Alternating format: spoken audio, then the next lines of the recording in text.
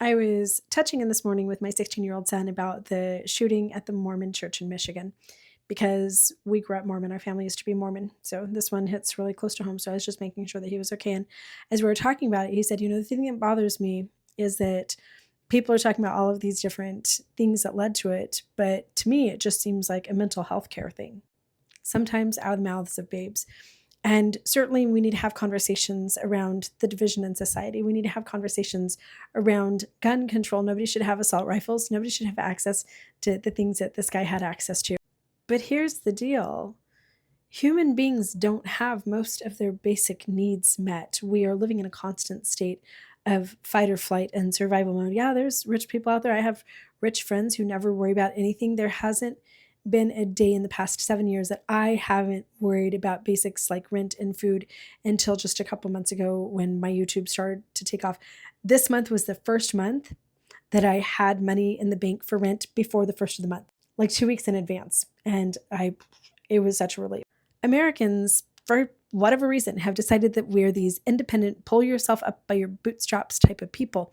And we're so afraid of words like socialism and universal health care that we vote against them. And we're so independent that we don't want any regulation in things like the housing market. Do you know that 20 years ago, the average age of first-time homeownership in the United States was late 20s, and now it's late 30s?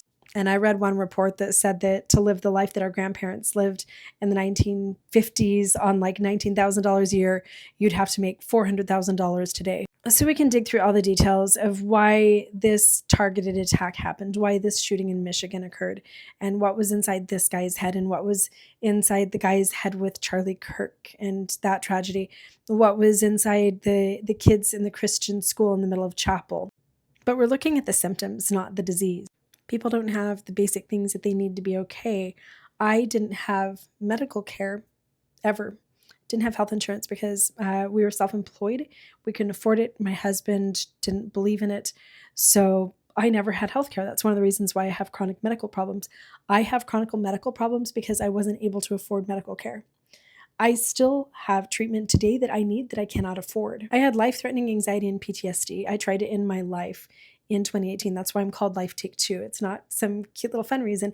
I'm called Life Take Two because I survived suicide. I wasn't able to afford mental health care when I was in crisis. Ironically, when my marriage fell apart and I became homeless, that was the first time ever that I was able to see a therapist. That's the only reason that I've had a therapist for the past several years. I was finally poor enough to qualify for help. And I just wonder how long this shooter was crying out for help before he finally snapped.